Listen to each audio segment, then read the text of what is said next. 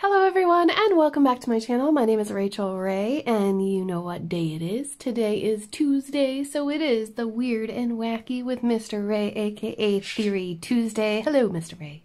Hello everybody. Today we're going to be talking about the haunted castles of Ireland. Anyway. I'm still working on Halloween Secrets by Treasure Studios Art. You can find all the details of everything I'm using on the screen down below in the description box if you're interested. And without any further ado, we're just gonna start. So. Oh really? Just like that? Yeah, just like that. It's late. I'm not that hungry, it's fine. I'm pretty hungry. You're pretty hungry? Anyway. It's not about us being hungry. It's about us talking about... I'm hungry for chills. Hungry for chills and thrills. By the way, this is my Drills and Chills 2021 piece. So, yeah, that's still happening. Spooky. This is going to get finished by Halloween. Do you believe in me? I totally believe People in you, on Instagram believe in me. I believe in you. I have to do this for them. If anyone can do it, you can do it. Even if I can't make it for Halloween, I'm going to get this done this year. I mean, I don't have a lot of experience. Do you know how long I've been working on this? Oh, I don't know. I would imagine a very long time. This is my 3rd year. Are you serious? Yeah. How many drills is it? Like a lot. Like 100,000 or something. Like we could do the math real quick. We could. How many are per section? And then, I mean, it's just basic math. Well, these are 2.5 millimeters long. Okay. Or large. This Okay. is an 80 by 70. Okay, hold on. Pause. Okay, we've got the calculator. So these are 2.5 millimeters. Okay. Yep. And this is 80 by 70 centimeters. So 800 by 700 millimeters. Okay, so we need to get the area first and then divide it by the Okay. drills. So what did you say it was 800? 800 Yeah. by 700. Okay, 700 by 800. Okay, that is 56. What is it? 560,000 Okay. millimeters Yeah. squared. Squared. So we divide that by 2.5. 2.5. And you're talking about 224,000 drills. That's a lot. Yeah, That's a lot. That's quite a few. That's a lot. Okay, well, with that in mind... That would definitely make you a city in Ireland. In population or an area or... Like Limerick is a city that, like, Galway's got to have a population somewhere approaching that, like maybe 140 or 50. Limerick certainly is over that. Wow. Yeah. Well, that's how I roll, baby. Pretty impressive. Yeah, so the last time we talked about Loftus Hall, you know? Yeah. And for, you know, reputedly the most haunted place in Ireland, there's not a lot of witnesses other than this kind of folk tale about it. Yeah, you know? yeah. The devil came down to Loftus Hall kind of thing. With his sexy sailor attitude and his hairy ankles. Yeah, I mean, we're gonna have some sexy captains in this as well. Oh. Quite a few sexy captains, actually. Okay. Well, look, sexy is the wrong word. Like, sexy is a very modern word. These would be dashing captains. Oh, sorry. Dashing captains. Dashing captains, yes. Yeah. So I guess the first one we're going to do is Balingali House. Balingali. There was someone actually asked us to look into this. Yeah, I think it might have been, was it Sandra maybe or something? Yes, Sandra. Yeah, Sandra asked us to look into this, and I did, and it's really quite interesting. Woohoo! Thanks, Sandra. Thanks, Sandra. So Balingali House, like, kind of dates from the start of the 17th century. I have a photo of it there if you want to have a look at it. Ooh. Yeah, and can you see? That's a house? That looks like a barracks. It's like, because it looks like the barracks in Carsavine, right? Yeah. It looks like the barracks here. Ooh, creepy. Can you see the bit off to the right? Yeah. That's a hotel. I was about to say. That they've built onto the side of this castle. Yeah. But the hotel also is inside in the castle, you know? Oh, right, okay. And do you see that window at the top there where the tower is just facing us? Uh-huh. That is the room of Lady Isabella Shaw, nee Brisbane. Shaw nee Brisbane. You know, like her name was Brisbane, and then she married a guy called Shaw. Oh, right. Okay. She actually married a guy called Lord James Shaw. Oh. Yeah. So, James Shaw was born in a place called Greenock in Renfrewshire in Scotland in 1595. Oh. And he's the son of this guy, Sir Patrick Shaw. Yeah? Now, Patrick Shaw is like a petty lord, you know? Yes. And he's under the Stuart Kings of Scotland, you know? But the problem is, because of this primogeniture thing, you know? Like the laws of inheritance under feudal things and all this. Just a second. Sorry, I had to quiet down the doggo. Yeah, because of these laws of inheritance, you know? Under kind of feudal laws, the Shaw family is going to end up with nothing, you know? Right. Because they're petty lords, they're not major ones, yeah? Yeah. So what happens in about 1616, they join this guy called Hugh Montgomery, and he's organising a settlement in Ulster. Okay. For Ulster Scots, you know? And this is one of the plantations of Ulster. Okay. And this is a private one, yeah? So what happens is the whole family, Patrick, his son James, and his brothers, they all move to Ulster, yeah? Yeah. And they're granted lands there. Okay. Yeah? Now, the year before they move to Ulster, James marries this lady called Isabella Brisbane, right? And she's the daughter of this John Brisbane, you know? But that's really all I could find about them. Right. So it's 1616, a 21-year-old James, and presumably, you know, a younger Isabella, find themselves in Ulster. Yeah? Yeah. They're granted lands. Everything is going swimmingly. They set about building a castle, and it takes about 4 or 5 years for them to build this castle here. I wonder what kind of mortgage they'd need. I think if you had a big enough sword and enough guys, I think that's how it was done in those days. I could get a sword. Yeah. I think you would get you would get a mortgage to fund your army, you know, and then you would use the lands to pay back the bank. I think that's the way it works. So in about the 1620s, the castle is finished, you know, and James and Isabella move in there, you know, and that's grand. Everything's going fine for them, you know. Isabella cannot give him a son. Oh. They have daughters coming out their ears, but they have no son, you know. I have to stop saying you know, don't I? You do. They have daughters coming out their ears, but no son. Yeah. The problem here is, you know, the rule for like royal families and for noble families and passing down stuff.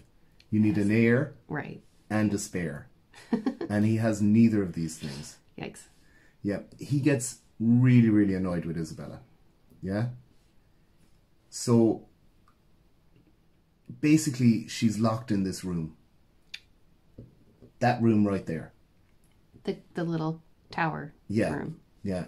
And there's two versions of this story. I'm going to tell you the one that's nicer and makes sense. Okay. So, do I need a trigger warning for this? You don't need a trigger warning. It's just that I'll explain the difference between them. Like, she eventually gives birth to a son. Okay? A demon son? No. She's been locked in this room for years, yeah? Yeah. And, you know, she's having children in this room. He's got guards on her. She's basically under house arrest, yeah? Yeah. And eventually she has a son.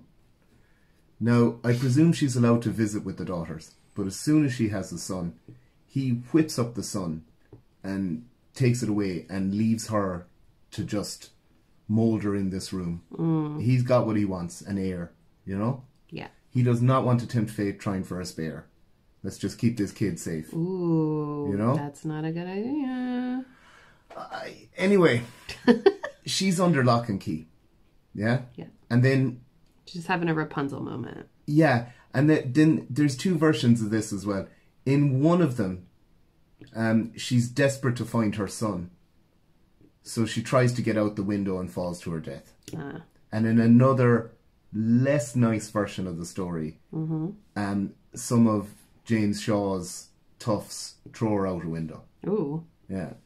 Now, there's either way, not great. No, either way, not great. And then there's another version of the story where she's unable to provide him with a male heir and then throws herself out of the window. I don't like that version. No. You know, it doesn't seem... It removes agency. That doesn't really seem likely. It doesn't seem likely either, like.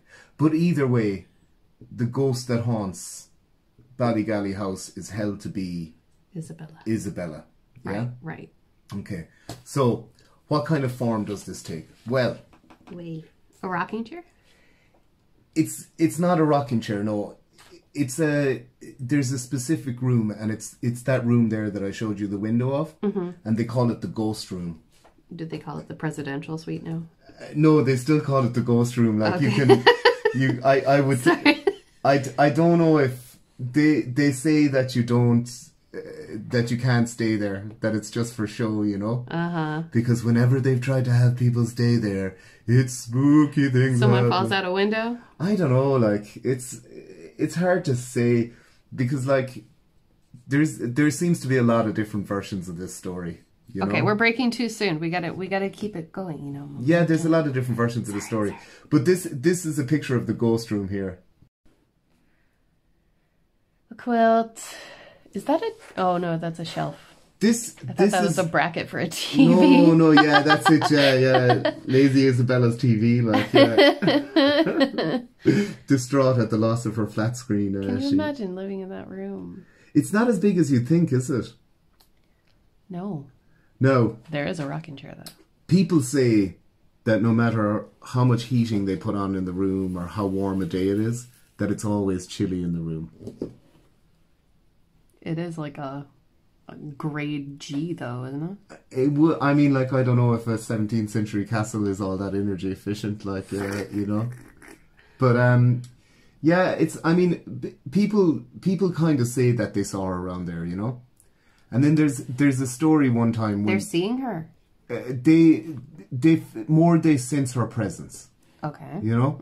And then there's a story from the manager of the hotel, who said that she doesn't believe in ghosts herself, but the more she hangs around this place, the more she feels like there's something, you know? So she tells this story about how somebody phoned and requested the ghost room, you know? And they were going to go and stay in it, and they were really excited about it. And then they phoned later on and they said, look, we're going to be a little bit late. We got held up in traffic, or our plane was late, whatever it was, you know? But would it be okay if you guys set up some food in the room? So no problem. They're a hotel. They brought up, you know, one of those little folding tables, and they set up a bottle of wine and some water, and they put out some crackers and whatever. You know, right. Things of hummus or something. Okay. And then she says that just that they were even later than she expected, and she was like, oh, I better go and check just to make sure everything is still okay. And she goes into the room, and the bottle of wine is opened but untouched. And the glasses are all pushed around the table. And all of the food is untouched, but it's been messed up. I don't really know what she meant by that. Like, messed up food is definitely like as touched. In it's been moved around. Yeah, you know, someone spilt over the hummus, and I don't know, they threw the tabbouleh on the floor. Do they have cats? Well, this is the thing as well. She said that there was a strange, and I quote here, scummy substance on the table. Ew. That's ectoplasm, like. That's got to be ectoplasm. And then there's there's other stories then as well. Like, there's one guy that stayed in the room below the ghost room, and he was staying there with his family, you know. Yeah. And he had a young kid, and when he woke up because he felt like the kid was touching his back, you know. And he woke up and he felt this cold child's hand touching his back, and he woke up and he's like, Steve, are you okay? I'm saying the kid's name is Steve. Steve, are you okay? And he said he could hear some child running around the room, and he's like, knock that out, it's 4 a.m, you know? Yeah. And then from the next bed, the kid goes, are you okay, Dad? And just all the pitter-pattering feet around the room stop. Now, I've got to point out about Lady Isabella. Oh. They say that she's a friendly ghost. Like Casper style, I think. Casper, yeah. But I haven't found any stories where like somebody lost their glasses and then they show up on the bed or anything like that. Because that's what I would expect a friendly ghost to do. Yeah. And I don't know how you would judge that a ghost is friendly or not, you know? Well, you know. I mean, if they're not trying to kill you. Yeah, I mean, I don't... Anyway... Yeah, I mean, I don't know, like, because there's no stories of her, like, helping people or whatever. You know, like, you're going out the door. Well, in fairness, someone did leave, like, an entire plate of food and a bottle of wine in her room. Do you really blame her?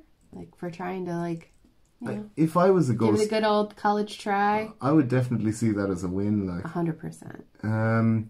Opportunity. But do you know what I mean? Like, friendly ghost is like, it's a beautiful day and you're like, I'm going to go and walk around the house of Balingali House, you know? And your hat and scarf floats over to you.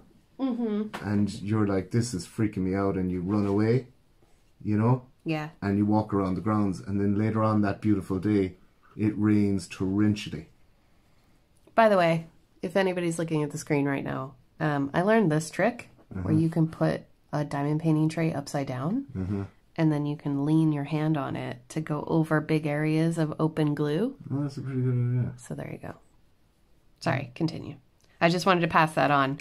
That was from Mouse on Twitch. She taught me that. Anyway, okay, go ahead. I mean, she doesn't sound malevolent. I don't think she is. I think she's just a mother that was... All of her children were yanked away from her and thrown out the window. I think just the boy child, you know.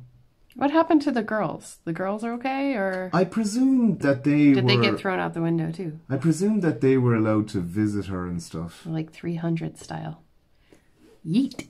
No, I mean you wouldn't.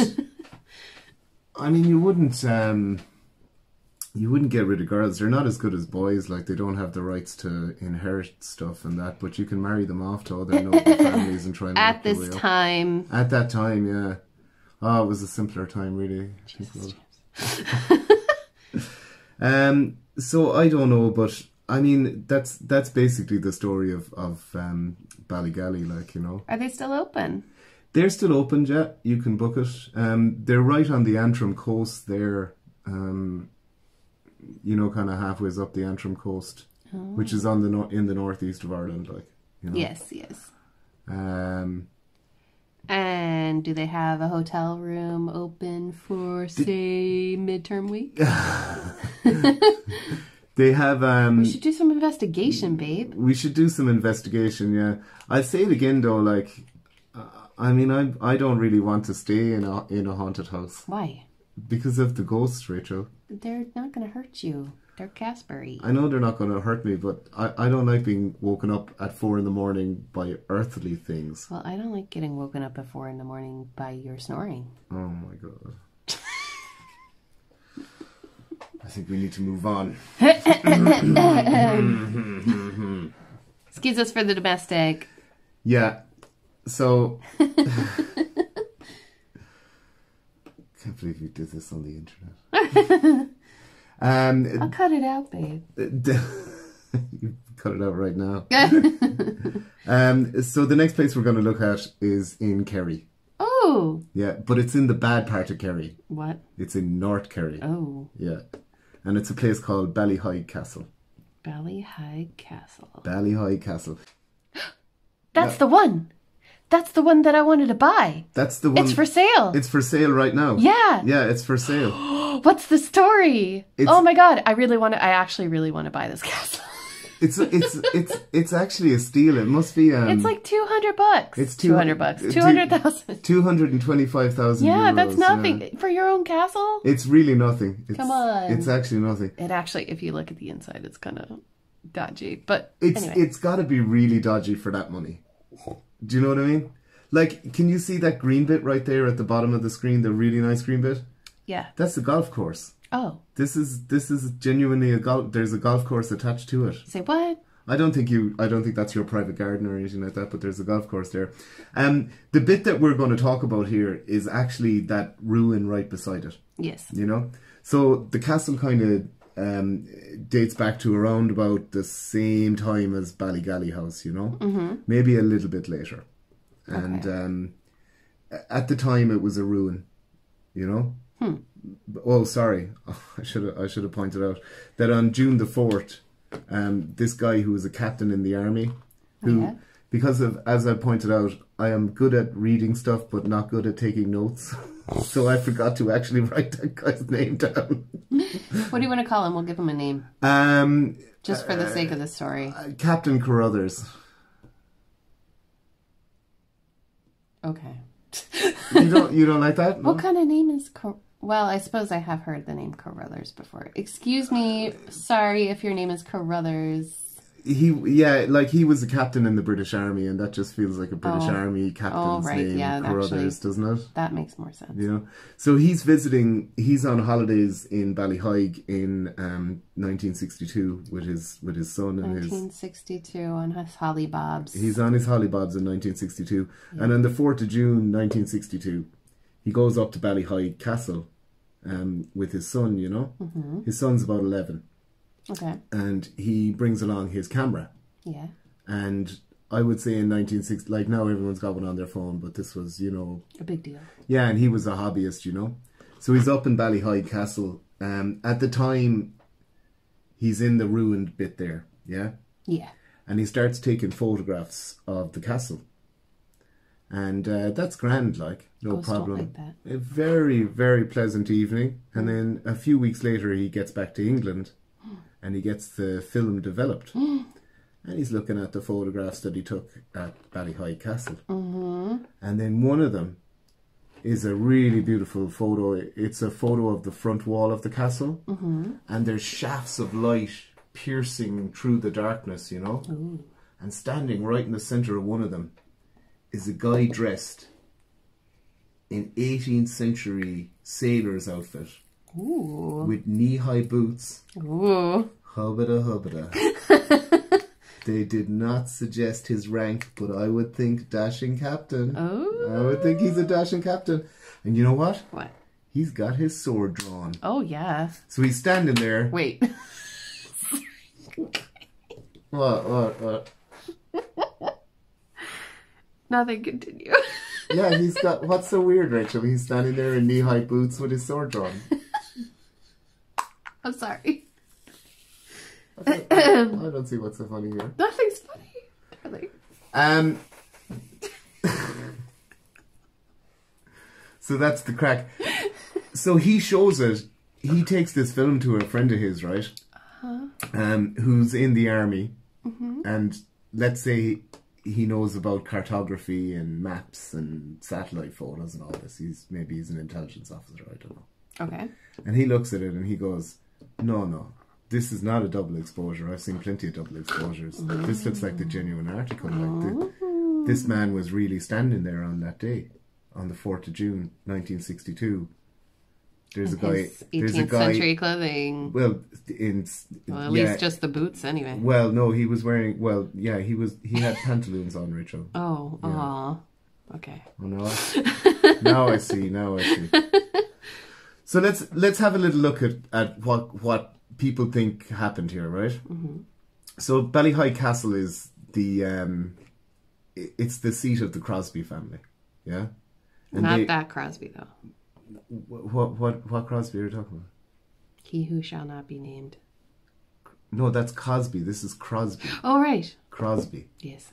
Yeah, so it's the seat of the Crosby family, yeah, in North Kerry, and they kind of rule over the area. Yeah, they built the castle in like early 18th century. So you're talking about here like kind of this 1710s or whatever. Ooh, yeah. Castle's brand new. Yep. Yeah. Castles like this, Rachel, as you no doubt know, do not come cheap. Nope. So one day in 1730, like a Danish ship called the Golden Lion, and it gets wrecked off the coast of Ballyheigue in a storm. Now, one of the articles I read had the name of the captain of the ship, but as I pointed out earlier, I'm not good at taking notes, so I'm going to call him Torval Steenson. Ooh, Torval. Torval Steenson. Okay. I don't even know if this is a Danish name. So Torval Steenson, anyway, captain of the Golden Line, is so grateful to the Crosby family, you know? Yeah. Because he gets wrecked off of just literally on the coast. Yeah. Down from Ballyheigue Castle there. And the Crosby family go out. Lord Crosby himself, Thomas Crosby, is in the water up to his knees, pulling Danish sailors out of the water, you know? And they also rescue a boatload of silver. Okay. Like an awful lot of silver. Yeah? Thomas Crosby says, Torval, my friend, dashing captain, you must please make my home Ballyheigue Castle your home, and we'll keep this silver real safe. I got a place we can keep this silver pretty safe. So they move the chest of silver up to the castle, yeah? And the Danish sailors go up there. Right. And they're all hanging out. And the Danish sailors are relieved, like, not but 12 hours ago, they were drowning. Yeah. Fighting for their lives. In the Atlantic. And now they're sitting in Lord Thomas Crosby's castle, enjoying his hospitality. And what a guy he is. What a guy he is. Hang on, didn't we have 9 chests of gold? No, there's only 7. What's going on here? Thomas Crosby is like, no. I'm pretty sure we only rescued 7 of these, you know? So an argument ensues. Of course. Yeah? Yeah. And, I mean, it all blows over. What are the guys going to do? Do you know? They're far away from home. Oh. They have no boat. True. They're at the mercy of this lord. That's true. Also, Thomas seems to have a pretty bad cough. This is 1730. I thought it was 1710. No, they built the house in 1710. Oh, right. So this is 1730. Now I'm making up that 1710 number. Oh. But I think it's better if you just act confident and throw out numbers. So they're like, these Danish sailors are there for months, because you can't just organise a boat to take these Danish sailors home, you know? Did they have to fix their boat? Their boat was crushed on the rocks. Demolished. You see, what happened was they were trying to go along, and they saw this light from a lighthouse, and they were kind of navigating by the light from the light. Bang, they're on the rocks. The sailors start to suspect that Thomas Crosby and family have set up lights along the coast to draw ships in and wreck them on the coast. Is hearsay. Well, it is hearsay until they're sitting inside in the castle looking out the windows, and they can literally see people go down and light fires on the cliffs. That's culture, James. Yeah. That's culture of silver. They go to approach Thomas Crosby about it. And do you know what happens? He gets an awful coughing fit and they can't meet him. Oh. Anyway, he passes away a while later. Oh, no. Yeah. Plague? Plague? No. A terrible cough. Just a cough. A terrible cough. Thomas Crosby's wife goes to the captain and says, you guys owe me compensation because my husband's just after dying, and it was the stress and strain and getting all wet in the water that must have given him that terrible cold that took him off. And they say, what about our 2 chests of silver? And then she says, I told you before, there was only 7 chests of silver. Why can't you get this, Torval? Do you know? Look at your hands, mate. No, put down a thumb. That's not how many.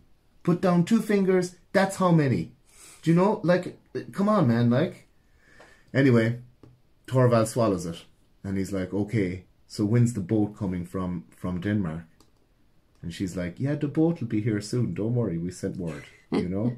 It's like the bus from Killarney. Just relax, like the boat will be here when the boat 1:30. When the boat gets here, the boat will get here. That's what I'm saying to you, Torval. Right?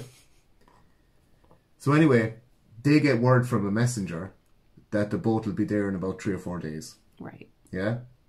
Now, you're not going to believe this next bit, Rachel. Oh? Bandits raid the castle. No! Yeah.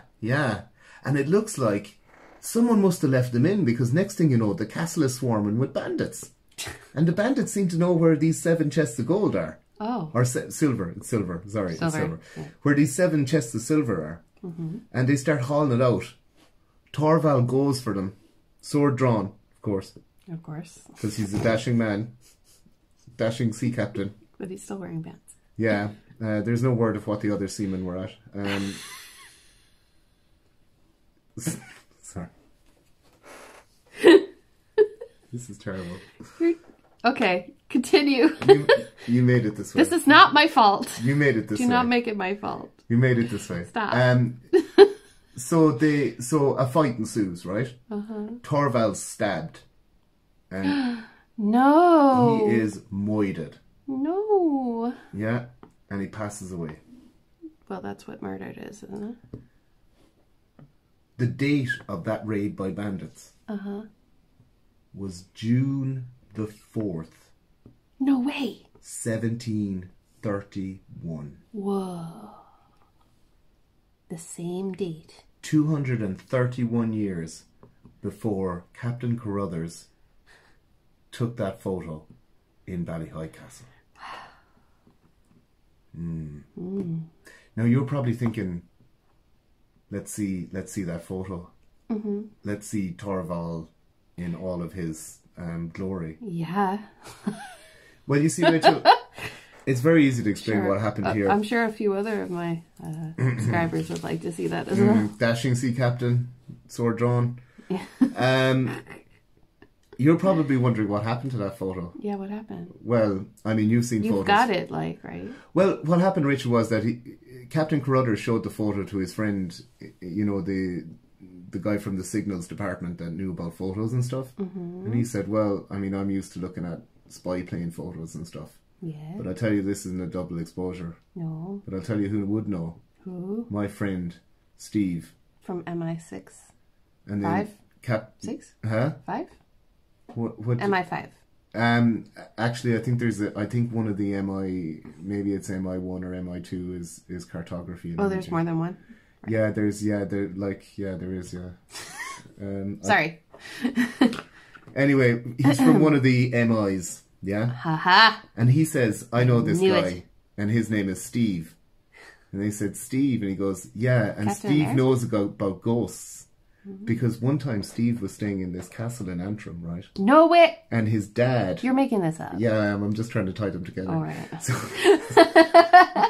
So Steve, You almost got me. so he says, what you want to do, Captain Carruthers, Charlie Carruthers, what you want to do, Charlie, is you want to send this negative to my friend Steve, the photo expert, and he'll confirm, you know, whether it's a double exposure or not. So Captain Carruthers puts it in an envelope and writes a quick note and sends it off to Steve. Yeah? That's the last time. He doesn't hear anything. So he phones Steve up, and Steve's like, what are you talking about, a negative? What do you mean it could prove the existence of ghosts? And you didn't send it by registered post? I don't know how to help you, Captain. Do you know? I can't believe you're in the army. I thought you guys were, you know, detail orientated.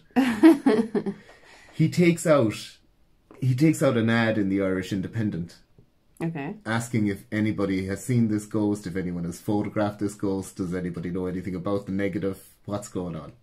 And he hears nothing back. Oh boy. And that's where the story comes out, you know, like a year or two after he takes the photo. Now, I think that we need to go back to Ballyhigh Castle on the 4th of June. Okay. And start photographing like mad jokes. Okay. But I think we need a film camera. Do ghosts appear? A film camera? Yeah, like a one that shoots on film. Do they make those still? Well, I actually have an old one. It'll probably still work. Ooh. An old Pentax. So we'll make it a date, so. Yeah. So 4th of June. Right. Next year. Yep. We're down to Ballyhigh Castle with a camera. Yep. Photographing it. We're going to find it. Yeah. We're going to find your man. Torval. Captain Torval. Captain, sir. Captain Steenson. Good man.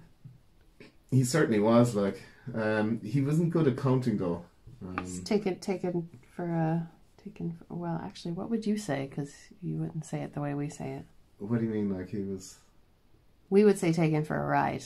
I mean, it's a completely different thing here. No,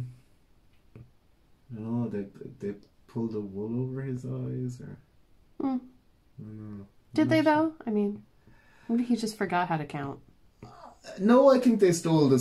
I think they stole the silver, and just like, I believe the terminology we use now is gaslighted him. Yes. Yeah. Yes. Yeah. But so that is old Torval. That is in a nutshell Torval's story and the story of Ballyhigh Castle. Interesting. Now, the next one is actually one that you might be a little bit familiar with. Oh? Yeah. This one is about the White Lady of Kinsale. Yay! Y'all, we went to Kinsale. Where did my slipper go? We went to Kinsale during our mini moon, and we took this ghost tour, and it was the most amazing night ever. It was so funny. It was so funny. It was so much fun. If you ever go to Kinsale, you have to do the ghost tour. Yeah, it was like an interactive drama thing. It was so funny, like. Okay, sorry. Even just remembering it, but we can't say anything because it's going to give away the story. There were so many layers of jokes, and it was great. It was the best ghost tour. Well, admittedly, I don't think I've been on many ghost tours, but it was really well done. Like, at first I was like, what is going on? Like, do they even know what they're at? And then I realized that it was all part of the shtick. Yeah, it's all part of the shtick, yeah. That they pretend like they have no idea what they're doing, but they know exactly what they're doing. It was so funny. Yeah, so anyway, this is about Charles Fort. Charles Fort in Kinsale. Charles Fort in Kinsale. And Charles Fort is, it's at the mouth of Kinsale Harbour. And it's actually one of the best preserved star forts in Europe. You know? Star fort? Yeah, star forts are these. I actually have a photo, so we may as well just look at the photo. And okay. The laptop ran out of power. Ooh. That's what they want you to think. Okay. Ooh. So this is a star fort.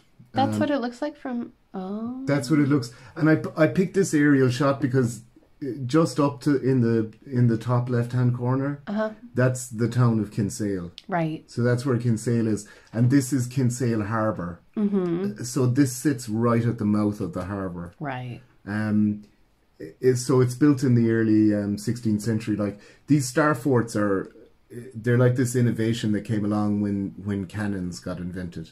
Oh, because it has multiple walls. It has multiple walls, but that kind of jutting out shape means that you can be out of range of a lot of the fire. If you're just a straight line, it's easier for them to hit you. You know what I mean? And it's an innovation that comes along with the advent of cannon fire, like, and it's built in like the the early 1700s. You know, right? So 16 something or other. Okay. And it sees a lot of action in kind of the Williamite Wars and stuff like that. And one of the guys associated with it is this guy called Admiral Penn. Mm-hmm. And I only mention Admiral Penn because Admiral Penn's son. Let me just consult my notes here. Did he happen to be from Wales? No, Admiral Penn is a member of the British Admiralty, like, you know. Okay. Yeah, so... I was thinking Pendragon. No. He was blah, blah. Yeah, he was head of the fort and all that, yeah. Okay. And then his son, he saw action during the Cromwellian period as well, trying to take over the West Indies and stuff. Mm-hmm. And then Admiral Penn's son goes to America, and guess what he does in America? in the 17th century. He goes to war? No, he finds a place called Pennsylvania. You ever heard of that? What? Yeah, his son. So Admiral Penn's son. So Admiral Penn was the guy in charge of it for a while, and then he was in a war, yeah? And then about 100 years later... Whoa. Yeah, about 100 years later, then this guy takes over, and you're not actually going to believe this story here. This guy is called Governor Warrinder. Warrinder. Governor Warrinder. They really knew how to name people back then, didn't they? They really did. So Governor Warrinder is put in charge of the fort, and he brings his daughter with him, yeah? Yeah. And his daughter is Willful Warrinder. Is that really her name? That is the name that I found written down for her. Sometimes they just refer to her as Commander Warrinder's daughter, but where I've seen a name written down, it's been Willful Warrinder. Willful Warrinder. Can you imagine calling a child willful and then trying to get them to do stuff? Do you know? Like, you are tempting fate. Yeah, for real. Know? Like, that's why you, like, call kids stuff like charity, and you know what I mean? Like you don't, like, have you met my son, Pig-headed? Pig-headed, come over here and say hello. Oh, I'm sorry, he's always like this. Pig-headed, come over and say hello.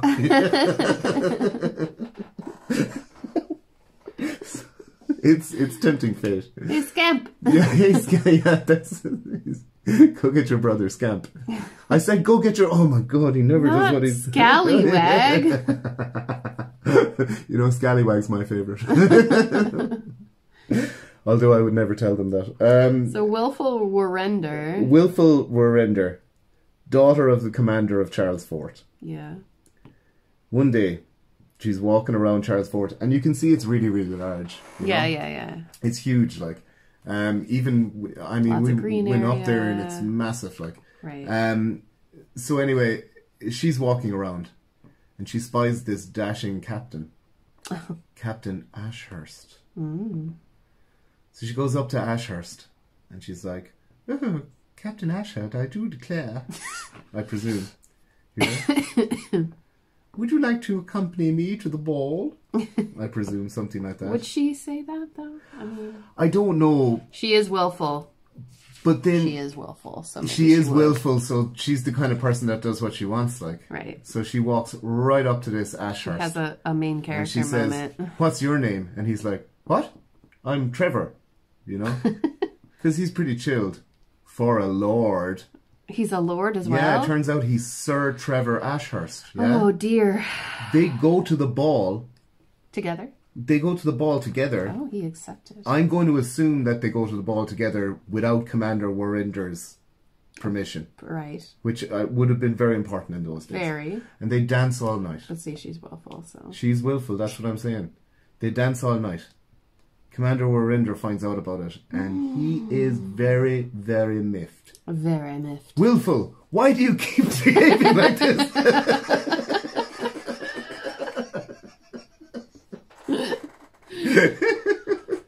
"Your mother wanted to call you Meek. We should have just gone with Meek."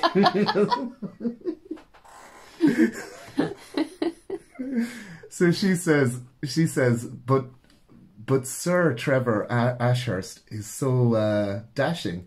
And then Commander Warrinder goes, "Well, sir, we'll have to reconsider if it's a sir, but, no more of this dancing around the place. You'll have to get married, you know?" Which is fine, because the two of them are madly in love. Great. Yeah? Good. So Best possible outcome. Willful Warrinder and Trevor Ashurst get married. Mm-hmm. And, like, this is like the it's the 1800s now, or the 1700s, sorry. So, it's a long time ago, like, and you don't party all night. You just, like, there's no messing, like, if you get to 45, you're pretty old, you know? So there's no messing, like, they get married, and then that's it. And, for their honeymoon, they just take a walk around the walls of Charles Fort, you know? And that was a pretty good honeymoon back then, like. Some alone time in the garden? I think, like, if you were getting married and you got a half day off work, that would be pretty good going back in those days, you know? Back then it was a 7-day work. He is a sir. It was a 7-day work week as well, I think. So that you'd be like, You know, like on your deathbed at 38, you'd be like, God, do you remember that half day I got for my wedding? What a day. What a day. We walked around the walls of, of Charles Fort. So they're walking around the wall. They're walking around the walls of Charles Fort, right? And they... They were only wishing for a pandemic. Yeah, they walk around the walls of Charles Fort. Uh-huh. And the dashing young captain... I don't want to say it because I know you're going to make... The dashing young captain... They're walking What about around... his pulling out his sword, is it? No, I was going to... I can't think of any other phrasing than on their walk, they come upon a sentry. But do you know, like someone that's standing guard and stuff, standing watch on the fort walls? Wait, you mean a sentry? Yeah, sentry, yeah. So they bump into the sentry, you know? Century. Am I saying it right? No, you're giving it more syllables than it needs. But that's the Irish way. More syllables, and then in Gaelic, more letters, less syllables. That's the way it operates, baby. That's the way it operates. Right. So they meet this guy that's standing guard, you know, and he's like, "Oh, Captain Amherst or Ashurst, you know, is that his name? Ashurst. Yeah, Captain Ashurst. Congratulations. Do you know why? Because that sentry's a brown noser. And you should have minded those business. Do you know? Right. He wants to get in good. Yeah, he wants to get in good, and he's like, "Oh, that's no problem, you know, Officer Murphy." And Officer Murphy goes, "Oh, well, no, I'm just so happy for the two of you. You're a beautiful couple, like, and, you know, I'm sure everything will go great for you now." And you look so healthy after your half day of not working. You look so healthy. You look refreshed after your half day off work. And then he's like, "Oh my God, has it already been a half day? I must get back to work." Willful, being willful, she's after climbing up on the wall and she's walking around. And she suddenly climbing up a wall. She suddenly goes, "Oh my God, look at that beautiful flower down there on the cliffs." Yeah? Yeah. And Captain Trevor, you know, being a dashing captain. And romantic. Climbs up beside her. And they're looking over the wall. And there's just a sheer drop down on the cliffs, you know. Uh-huh. And surely there's this beautiful red flower. Oh. You know. And it's just growing there. And she says, "Oh, I do wish I could have that flower, you know." And Captain Amherst goes, "Well, Ashurst. We're already late for work. Come on. We got to get back to it, like, you know." Right. And she fights her instinct to be willful and just says, "Yeah, you're probably right. We should go." You know. So they go back to their stately home. And they say marriage doesn't change you. Yeah. Well, let's not get into that after the snoring comments. No, a lot of stuff could come out here. This is not the forum. So they go. You're the one bringing it up. No, neither am I. That's what I'm saying. So they go back to their house. Yeah. Yeah. He goes back and puts in another half day at the office. I'm not sure what she's doing. I suppose probably embroidery or cross stitch or something like that. Isn't that what well-to-do ladies did in those days? I suppose. Playing piano. Playing piano. Yeah, reading. She would have been doing that. No, she wouldn't be reading. Singing atrociously. Well, she's willful, so yeah, she might she's be willful, reading. so she'd probably like playing some real experimental stuff on the piano, like, you know. Maybe she just goes hiking. Yeah, I think she'd just been for a hike. So anyway, she goes back to the house. He goes back to the office. Yeah, right. And then after work, he comes back to the house. Okay. And the two of them, you know, it's their marriage night. Oh. Yeah. So bomb chicka. And then about this is actually our bluest episode yet, isn't it? Continue. So anyway, at 4 a.m, right? Trevor. 4 a.m? Good Lord. At 4 a.m, Trevor rouses himself from sleep. Oh. And he moves ever so slowly just to get her off his arm. You know what I mean? And he gets out of the thing and he like picks up his clothes and his boots and takes them out of the room because he doesn't want to get caught. And he puts on his clothes and he heads out to the wall. This is not his house. This is his house. But Trevor's going to get the flower. Oh. He's going to get the flower for Wilful, the one that she loved down the cliff. Are you serious? Yeah. He gets to the wall, right? Right. And Murphy, Private Murphy, is still there. He's still on watch. Fair play, man. Remember what I said about Private Murphy being a brown noser? Mm-hmm. You don't even know the half of it. Private Murphy's like, oh, Captain, Ashurst, come on, Captain Ashurst, like, just chill out, man, I'll get it for you. I mean, you're a captain, you can't be messing up your fine dress outfit and stuff, like, I'll go get that for you, you know? Mm-hmm. So Ashurst goes, but, like, as a captain, I would be a derelict in my duty of letting a sentry climb down the wall. I'll tell you what, I'll take your great coat there and throw it on me, and you climb down, yeah? So Murphy starts climbing down the wall. Ashurst puts the coat on, so he's indistinguishable from any of the other sentries. Right. He's covering up his gold lapels with the fringes and stuff. People didn't recognize people by their faces back then. No, I would only recognize people by their uniforms, yeah. So Murphy's climbing down the cliff. Mm-hmm. Ashurst is up on the wall with the coat on. Uh-huh. Yeah? Mm-hmm. And he's up on the wall. Oh God, it's 4 a.m, man. I was at the office all day and then the boom chicka boom boom. I am played out. I'm so tired. I hope Murphy gets them. He's not getting any younger anyway. And he just conked. He falls asleep. Yeah? Oh, yeah. Anyway. Long day, like. You remember our friend, Captain Warrender? Or, sorry, Commandant Warrender? Yeah. What am I talking about? He just got a promotion. The father of the bride. Governor Warrender, father of the bride, yeah? Yeah. You know how he got to be governor? Because he is a stickler for the rules. Ah. Big man for the whole military code of conduct and stuff. Right. So he's walking around the walls. What is going on here? This sentry looks a bit slumped. And as he gets closer to the sentry, he can hear big snores out of him. Right. And he's like, well, I will brook none of this messing, my friend. I shall make an example of him. And he pulls out his musket. No. And pop! Wait, does he shoot him? He shoots Trevor dead. No, why? Why wouldn't he just shoot into the air and wake the man up? Because, Rachel, you don't understand how the military code of conduct works, like. Out of somebody, you'd kill them. Rachel, you let these guys off, especially brown nosers like Murphy off. Listen. If you let guys like that off, other people are going to think they can slack off at work, start falling asleep on watch. Next thing you know, Napoleon's invaded or whatever. Do you know what I mean? You got to keep the troops in line. Anyway, Trev takes a bullet to the stomach. Oh, Trevor. Yeah, and he's sitting there on the wall. All he wanted was a flower. And he's dying slowly because this is a musket, like, do you know? Yeah. He's sitting there. And hole in the lung. That's Governor Warrender starts to worry, and he's like, "It's not so bad. It's not so bad. You know, get willful, and I don't care what she says. Make her come." Wait, he knew it was him? Oh yeah, because he goes over like he's. You know, you don't die. He willingly shot. Oh no! Sorry, you're saying.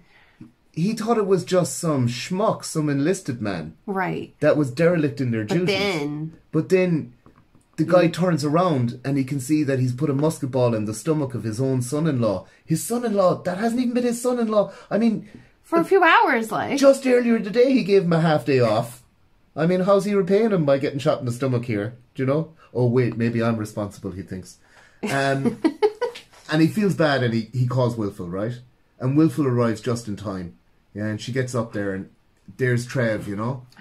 And Governor Warrender is going, it's not so bad, like, it's if you see bubbles in the... Oh, hang on, there's the bubbles. I just shot him through the lung. Oh, no. And he passes away in agony. Mm. Wilful is unconsolable, you know? And she just goes quiet. And she spends the next 3 days, day and night, 24 hours a day, wandering the walls of the fort. Oh. And then on the 3rd day, she casts herself from the cliff where the flower was into the cold, cold Atlantic Ocean. Oh. And she dies. Well, yeah. But that's not the end for her. Is it not? No. People say that you can still see the White Lady of Kinsale wandering the fort at all hours. But particularly at night, she's easier to see at night. And sometimes you can see her standing on the very spot where she cast herself into the ocean. Oh. Mm-hmm. And then there's other stories where people say that she wanders the town of Kinsale looking for her love, Trevor, calling out for her. Trevor, Trevor, Trevor. Does anybody see Trevor?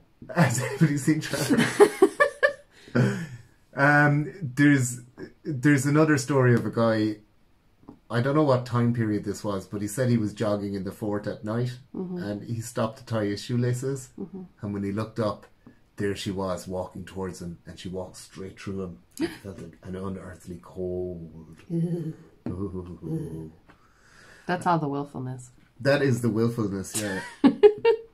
People, yeah, I mean, so that's that's actually the story of the White Woman in Kinsale. Wow. And there's any number of stories associated with her then, you know, that she walks to the top of the cliff or that she throws herself off the fort and stuff, and people say they see her all the time. So if you thought your father-in-law was bad, yep, it's hard to compete with that. And really, that's it. That's my presentation on haunted castles and stuff around Ireland. Well, thank you, darling. Thank you very much for sharing with us. We always appreciate all the research and all of the time spent to bring us this kind of entertainment. It's a lot of fun. Like there's a lot more castles. Like there's one in particular that I think I'll probably go and look into because of all the like. Don't mind Loftus House. You know, and I don't want to like. What do you mean? Don't mind it? Like Loftus House is not haunted enough to be called the most haunted castle. That's in what Ireland. you think. No, I know that. Why? Because I have found a castle in Ireland with so many ghosts. Like they've got so many ghosts that there are at least 3 ghosts that they're not entirely sure where they came from, just that they're there. Do you know? They're just yeah. And some of these ghosts, they reckon they trace back to an earlier settlement that was in the place where the castle is.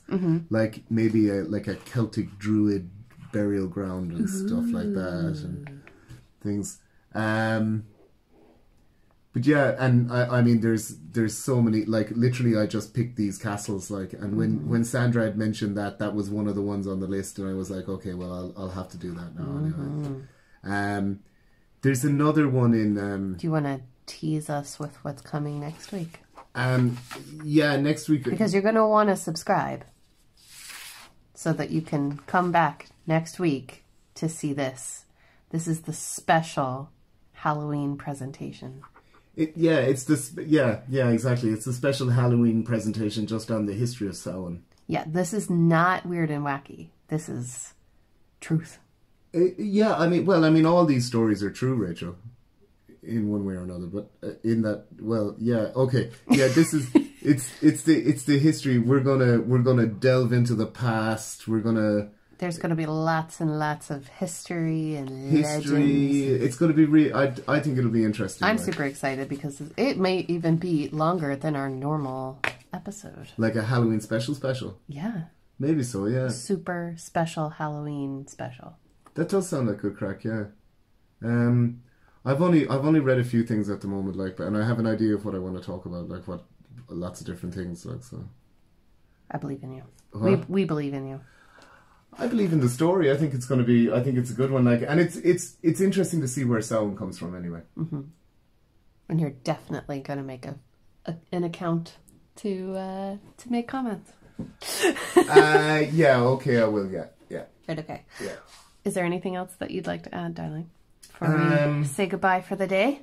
No, I don't think so. No, I mean, thanks for listening, you know, and thanks for commenting and stuff. Like And I guess you're right, I will make an account. And we really appreciate you coming back and watching every week and for taking the time to write comments. If you have any suggestions for future episodes, please leave them in the comments down below. And if you have any questions or anything like that, you can do that too. Please don't forget to leave a thumbs up down below to show us that you liked this episode. And like I said before, subscribe if you haven't already, and we hope to see you again next time. So thank you so much for watching, and we'll see you soon. Take care, everyone. Bye, everybody. Bye. Bye.